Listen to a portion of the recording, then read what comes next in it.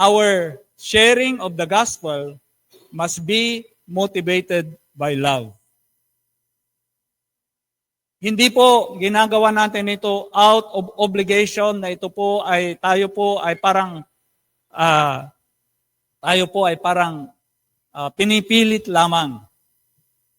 It should be motivated by love, mga kapatid.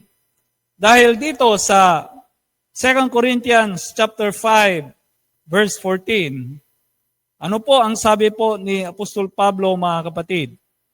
Dito sa 2 Corinthians chapter 5 verse 14, it says, Apostle Paul said, "For the love of Christ compels us, since we have reached this conclusion that one died for all, and therefore all died." Sabi po ni Apostol Pablo, the love of Christ